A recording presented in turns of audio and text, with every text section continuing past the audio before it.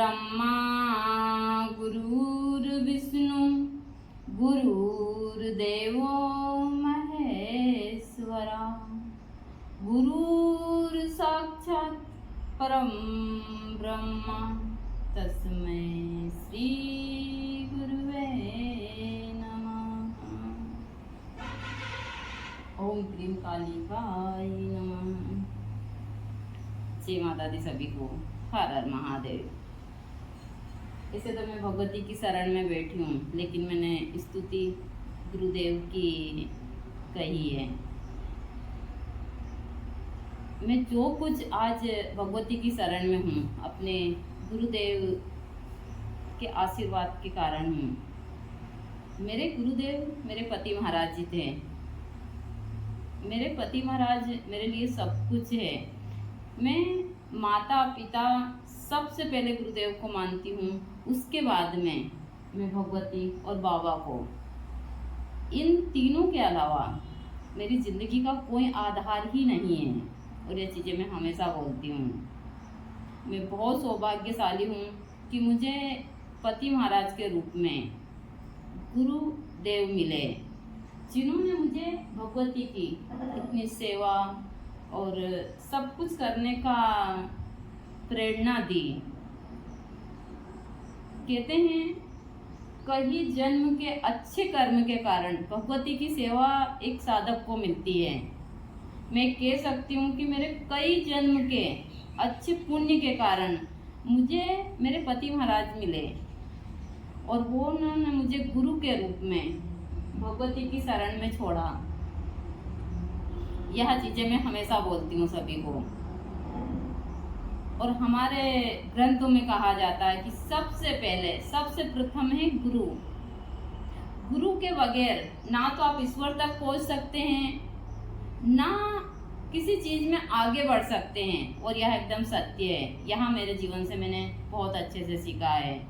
तो मेरे लिए मेरे पति महाराज से बढ़कर इस दुनिया में कोई नहीं है। मेरे गुरु मेरे लिए सब कुछ, मतलब सारा संसार मेरे पति महाराज हैं, जो मेरे गुरु हैं। और आज उनके कारण ही मैं भगवती की शरण में बैठी हूँ और एकदम सुरक्षित हूँ। मैं सभी से हमेशा बोलती हूँ कि जो भगवती के साधक होते हैं, ऐसे तो वो हमेशा परेशान रहते हैं, लेकिन परास्त कभी नहीं होते हैं। क्योंकि जो साधक होता है उसका जीवन हमेशा संघर्ष से भरा होता है।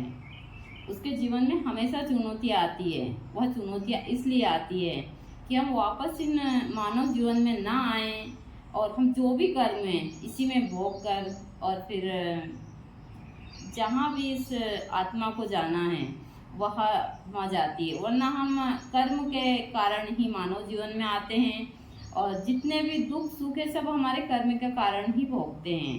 तो शायद मेरे कर्म भी उस हिसाब के होंगे, जिस कारण से मुझे अच्छे कर्म के कारण तो मुझे गुरुजी और भगवती का सानिध्य मिला, लेकिन मेरे बुरे कर्म होंगे जिनके कारण आज मैं गुरुजी के बगैर मेरी बहुत सारी चीज़ें भी अधूरी रह गई।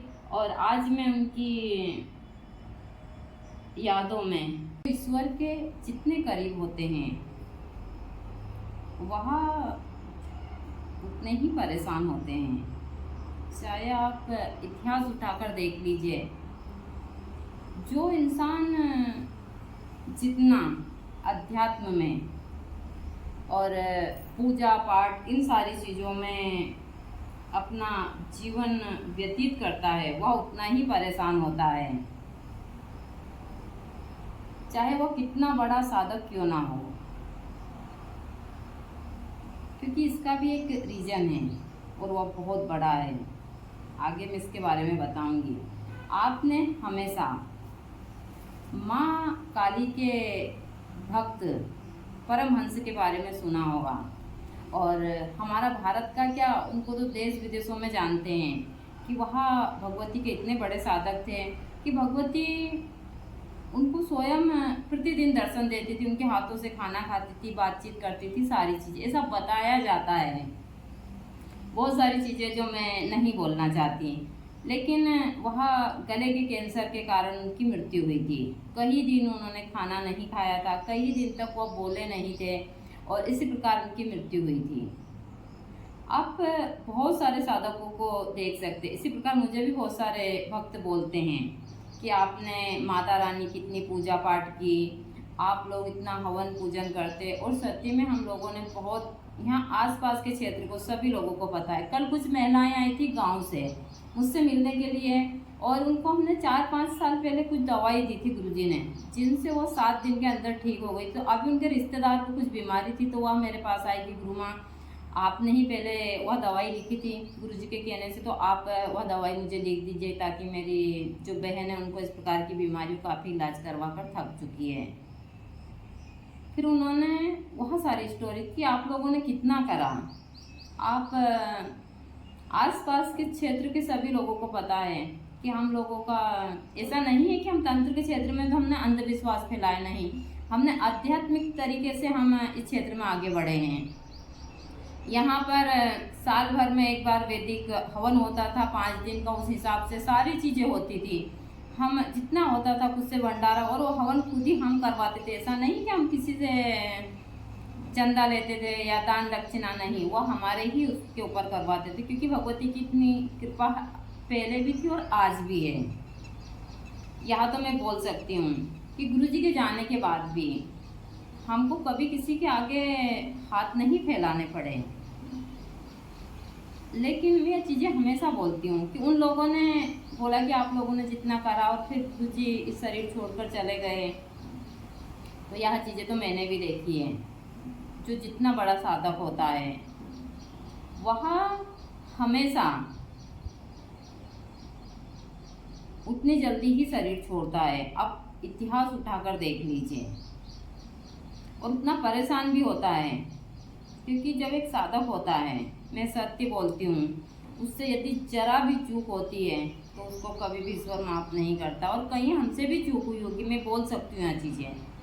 जो झूठे लोग हैं उनका तो काम ही यही है, उनको तो कोई फर्क नहीं पड़ता। जब हम जानते बूझते हैं, यदि गलती से भी गलती हो जाती है तो हमको ईश्वर माफ़ नहीं करते हैं। यह चीज़ें मुझे अच्छे से पता है। आज मैं बहुत सारे कार्य उसी हिसाब से कर रही हूँ, तो वह चीज़ें हमको पता होती है, दूसरे व्यक्तियों को नहीं होती है कि हमसे कहाँ गलती हुई है, कहाँ हमने गलती की है, किसके कारण हमको यह सजा, और हम उसको भोगते भी हैं अच्छी तरीके से। हम यह नहीं कहते हैं कि हमको गलती हो गई तो क्षमा कर दे, नहीं, हम उस चीज़ के पात्र हैं। हमने गलती की है तो हमको सजा दीजिए, हम भोगने के लिए तैयार हैं। यदि मैंने कोई गलती की और भगवती ने मुझे इस रूप में या सजा दी है तो मैं तैयार हूँ। मैंने इस रूप को अपनाया है और मुझे कोई दिक्कत नहीं है। ठीक है, आपने दी है तो मैं इसको खुशी खुशी कर रही हूँ। मैं कभी भी भगवती पर यह प्रश्न नहीं उठाती हूँ कि तुमने मुझसे गुरुजी को क्यों लिया, हमने इतना सब कुछ सारी चीज़ें, नहीं। यह हमारा स्वार्थ था कि हम इनकी शरण में आए। ये हमारे उसमें थोड़ी आए थे, इन्होंने थोड़ी बोला था कि तो आप हमारी पूजा पाठ कीजिए सारी चीज़ें, या तो हमारा स्वार्थ था। और अब भी स्वार्थ है, या मेरा स्वार्थ है जो मैं भगवती को या अपने हाथों से डेली गुलड़ के फूल की माला अर्पण करती हूँ, पूजा पाठ करती हूँ, जो भी मैं कर रही हूँ, अब मेरा स्वार्थ है, भगवती का स्वार्थ नहीं है। भगवती तो हर एक चीज़ में विद्यमान है, और ये चीज़ें मैं हमेशा सभी को बोलती हूँ। ऐसा नहीं है, मेरे ऊपर जो चीज़ें लागू होती है मैं उसके बारे में भी बोलती हूँ, लेकिन बहुत सारे लोग इन चीज़ों से उस हिसाब की चीज़ें करते हैं। मैं हमेशा बोलती हूँ, तो अभी मैं भगवती को गुलड़ के फूल की माला धारण करवाऊँगी। इतनी सुंदर माला मैं माँ के लिए रोज़ बनाती हूँ। जब तक इस शरीर में हूँ, चाहे कितनी भी तकलीफ क्यों ना हो, मैं भगवती की सेवा इसी प्रकार से करती रहूँगी। मैं कभी इनसे नहीं बोलती हूँ।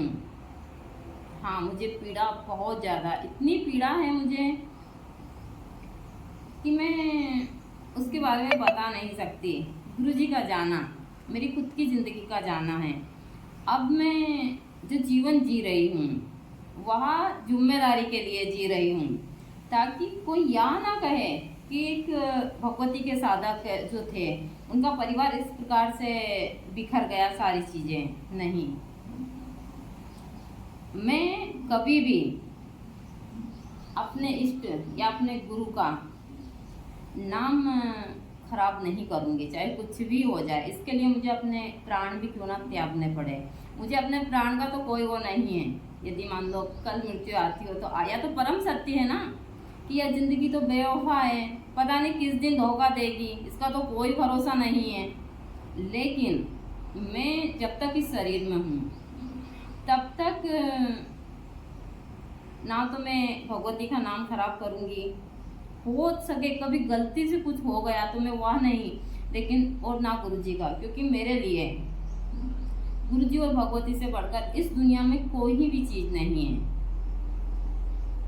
यह चीज़ें मैंने बहुत उस हिसाब से जानी। मेरा जीवन का आधार ही है आप भगवती, गुरु जी की उस हिसाब की सारी चीज़ें और मेरे कर्तव्य जो गुरु जी मुझे सौंप कर गए हैं। मैं अपने कर्तव्य से कभी पीछे नहीं हट सकती। मैं माँ प्रकृति के बीच रहती हूँ, आप लोगों को हमेशा प्रकृति की जानकारियाँ देती रहती हूँ। तो यही है सुंदर गुलड़ के फूल की माला जो मैं अपनी भगवती को धारण करवाऊंगी। मैं हमेशा बोलती हूँ कि जो मेरे पास टूटा फूटा है आप उसको ग्रहण कीजिए और मुझे आशीर्वाद दीजिए कि मुझसे गलती से भी गलती ना हो। हाँ, कभी मेरा रूप उग्र हो जाता है, कुछ लोगों की टिप्पणी देखती हूँ, फिर बाद में अपने आप को कोसती हूँ, किसी किसी को मैं ब्लॉक भी कर देती हूँ। तो मुझे खुद तकलीफ होती है कि मैंने क्यों ब्लॉक किया किसी को। उनकी प्रगति ऐसी है, मैं उनको नहीं बदल सकती, लेकिन मैं खुद तो बदल सकती हूँ। हाँ, मैं मानती हूँ कि मुझसे बहुत सारी गलतियाँ होती हैं, मैं एक इंसान हूँ और गलतियाँ इंसान से ही होती है, भगवान थोड़ी करते हैं गलतियाँ। यह चीज़ें मैं हमेशा बोलती हूँ, गलतियाँ तो हम करते हैं और हम अपनी गलती की सज़ा भोगते हैं, अपने कर्म की सज़ा भोगते हैं, बहुत सारी चीज़ें हैं। मैं प्रकृति में रहती हूँ, यहाँ हजारों करोड़ों जीव है हमारे यहाँ पर। अब बारिश के समय और इतने मरते हैं सारी चीज़ें, मेरे हाथ भी कई झाड़ू लगाने में, पोछा लगाने में बहुत सारे जीव की मृत्यु हो जाती है। तो मैं अपने आप को उस हिसाब से नहीं मान सकती हूँ। मृत्यु तो मृत्यु होती है ना, चाहे चींटी की हो कुछ भी हो। तो इस प्रकार से सारी चीज़ें होती हैं, तो हमको इन चीज़ों को स्वीकार करना चाहिए। हाँ, वो लोग अलग है कि वो बस मैं बोलूँगी तो फिर मुझे कोई भी टिप्पणी पर बोल देगा कि उस मतलब कि आप सिर्फ एक जगह बैठे रहो, ऊपर सोफे पर पाँव रख कर और नीचे भी चलोगे तो कोई जीव नहीं मरेगा, तो नहीं मरेगा उनसे। हम तो चलते फिरते सारी चीज़ें, झाड़ू पोछा, काम काज, मच्छर, अभी बहुत सारे मच्छर हैं, इनके लिए दवाई भी छीटनी पड़ती है, बहुत सारी चीज़ें। तो हमारे हाथ तो गलतियाँ होती है, ये चीज़ें मैं हमेशा बताती हूँ। तो हम मुश्किल से मैं एक आध महीने इन फूलों की माला नहीं बनाती हूँ, नहीं तो 12 महीने मैं गुलड़ के फूल की माला माँ को धारण करवाती हूँ। और गुलड़ के फूल माँ को बहुत ही प्रिय है, लेकिन इसका मतलब ये नहीं है कि हम इसको लाल फूल है तो खून वगैरह से लोग बाग जोड़ कर देखते हैं, ये गलत है। भगवती ना तो किसी की बलि लेती है, ना किसी को परेशान करती। हम जो कुछ भी भोगते हैं अपने कर्म की सज़ा भोगते हैं, और यह हमको स्वीकार करनी चाहिए। तो यही माला है मेरी माँ के लिए जो अभी मैं धारण करवाऊंगी। अभी मेरे पैर में थोड़ा सी वो आ चुकी है, इसको बोलते हैं हम शून्य हो चुके हैं, झिनझिनी आ चुकी है, क्योंकि मैं काफ़ी समय से यहाँ बैठी हुई हूँ, कुछ पूजा पाठ का कार्य भी कर रही थी। तो यही मेरा जीवन है। कुछ लोगों को मेरी बातें अच्छी लगती है, बहुत सारे लोगों को बुरी भी लगती है, लेकिन मुझे कोई फर्क नहीं पड़ता है। मैं अपना कार्य पूरी ईमानदारी से कर रही हूँ। कुछ लोग अच्छी भावना रखते हैं, कुछ गलत भी रखते हैं मेरे प्रति, लेकिन इन चीज़ों से मुझे फर्क भी नहीं पड़ता है। भाई उनकी तो प्रगति इस प्रकार की है, मैं इन सारी चीज़ों में रहूँगी तो फिर कोई फर्क मतलब ही नहीं निकलता है। तो मेरी चीज़ें सब इसी हिसाब से। अभी आप लोग बताना मुझे कैसी लग रही है माता रानी को यह माला।